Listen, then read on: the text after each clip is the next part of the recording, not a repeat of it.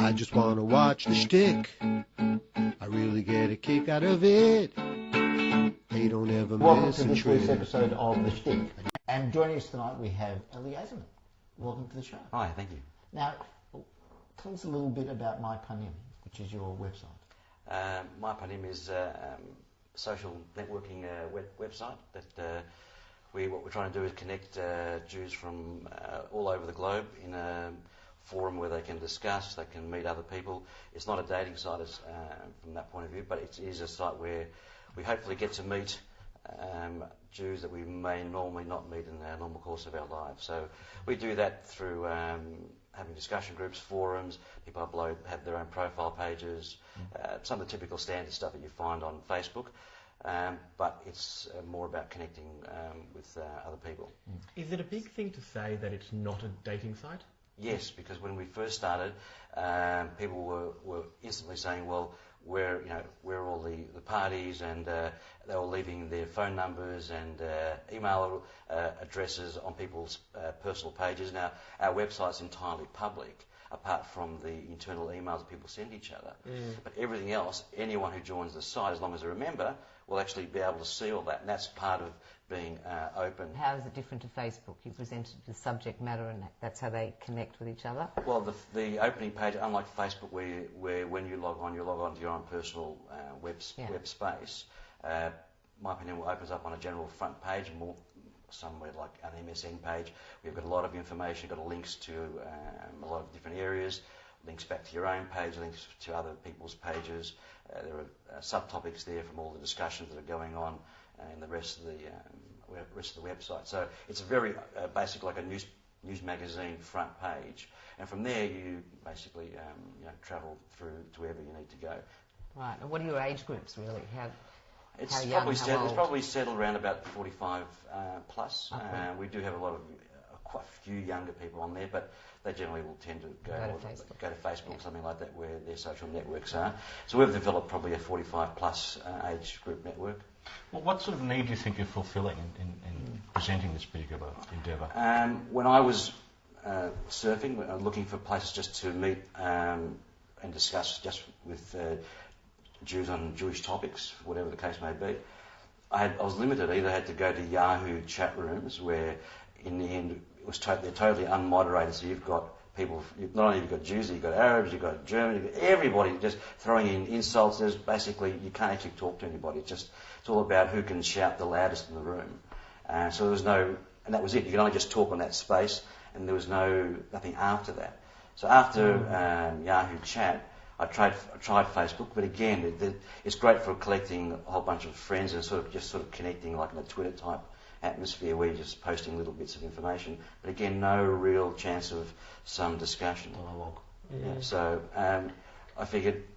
But by you moderating a chat, you're really defining yourself, and it could almost be a too limited market. It's like, this is what we're going to talk about, and anything else is not wanted here, and this is the sort of thing. Yeah, I think Yahoo chat was just totally unmoderated, where you don't have to actually be Jewish to actually get onto the. It's a Jewish site, but we don't. No one on there. If someone who's not Jewish joins, I've never had a problem. But because we started from a Jewish database, the chances, and because it's not really out there, the chances of non-Jewish people actually getting onto the site, let's say with Yahoo chat, is minimal.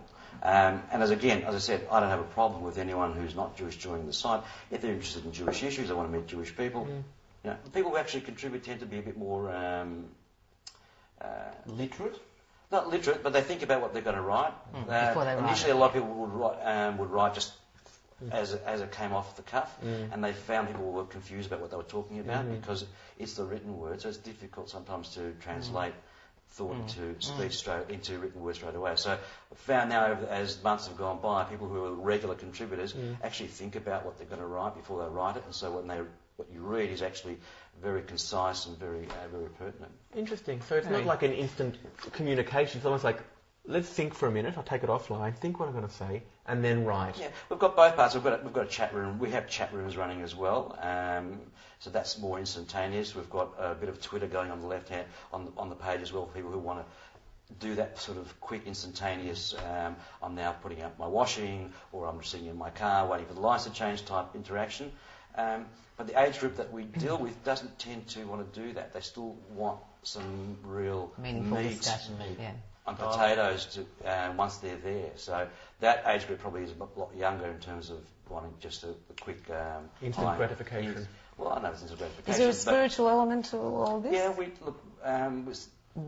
cover, once the Hagim start coming in, we cover lots of all the things with Rosh Hashanah, Yom Kippur. We'll put them on the front website. We'll put links to religious, non-religious sites, giving all spans of opinions. You know, it reminds me, I was just in Acton Street early this morning, and it reminds me of the days when I used to go there with my father in the very early days. And the Yiddish mention would stand there outside of Scheherazade, the whole of Acton Street, and just do what we're hearing now is happening on your website, just natter about the world events. And maybe it was the same conversation every Sunday morning, but it was a connecting. Definitely. Yeah, and actually that's what someone asked me, what would you describe it as? And I would describe it as a bunch of friends getting together over either a good coffee and a long or a glass of red and just chatting about things in depth once a week, coming together and enjoying them. There's another thing I've been saying about it. It's nothing new under the sun. The means by which we do things has changed. The rapidity with which we can do things has altered. But the need, the desire to share our ideas with our fellow human beings, that's nothing new at all. That's Just been connecting around. with more You know, strangers. just sometimes right. I wish we'd all just shut up.